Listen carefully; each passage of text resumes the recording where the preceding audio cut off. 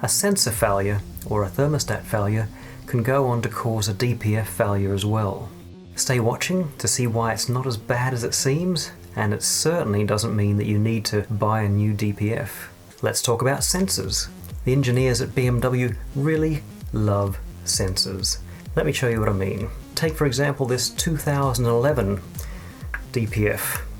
It has 5 sensors, 2 temperature sensors, 2 pressure sensors and a lambda sensor as well. Newer cars even have an additional lambda sensor, so that makes 6 sensors just on the DPF. The trouble is, if any of these sensors stop working, the engine computer doesn't know what's going on with the DPF, and it stops the regenerations. Without active regeneration, your DPF will start to clog up. Maybe in weeks, maybe in months, depending on how you use the car. There is a scary part to this, and there is a good part. The scary part is that on a lot of BMW diesels, your car won't even tell you that you've got a broken sensor, so you won't know anything is wrong until the check DPF light comes on. If you've watched my video on the Autel AP200 OBD2 scanner, you might remember that I found an unexpected DPF sensor error there, and that didn't come with any warning light at all. My DPF would have kept on getting more and more clogged until the car started slowing down. It's sort of a good argument for plugging in a diagnostic unit once a month and checking to make sure there's not some unknown error, to stay ahead of the issues, to not be caught out with some terminal problem. And now for the good news, the good part of it.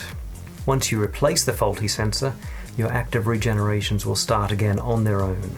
Your DPF will burn off that soot that's been clogging it up, and your car will be happy again. And now we move on to the thermostat and the engine temperature sensor. Your diesel BMW has a mechanical thermostat, and in the future they may have an electric thermostat.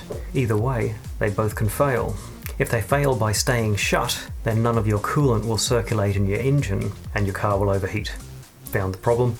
Not so nice, but pretty easy to work out what's going on, but really nothing to do with DPF problems. The other way that a thermostat can fail is to be stuck open. Now you might think that's not so bad, car runs a bit cooler. What's the problem? Having your car not fully get up to temperature wouldn't really be a problem, except that your DPF regenerations won't happen until your car is at full temperature. So, if your thermostat is faulty and your car is not up to temperature, or your temperature sensor is faulty and your engine computer doesn't know if your car's up to temperature or not, then no DPF regenerations will occur. As before, no regenerations means that eventually your DPF will become clogged, maybe over weeks or months, and eventually it'll become so clogged that your DPF check light will come on. But this time it's a bit different. There's no check engine light. Your BMW will most likely not give you any warning about a slightly low temperature, and so a problem can be going on for quite some time before your DPF check light comes on, and in that time it can get awfully clogged. Maybe too clogged for your active regenerations to clear it once you fix the thermostat issue. Your car will get slower and slower. What's not helpful is that on a lot of BMW, there's not even a temperature gauge to help you along. There's some strange gauge that just flicks back and forth all the time, at least with my driving.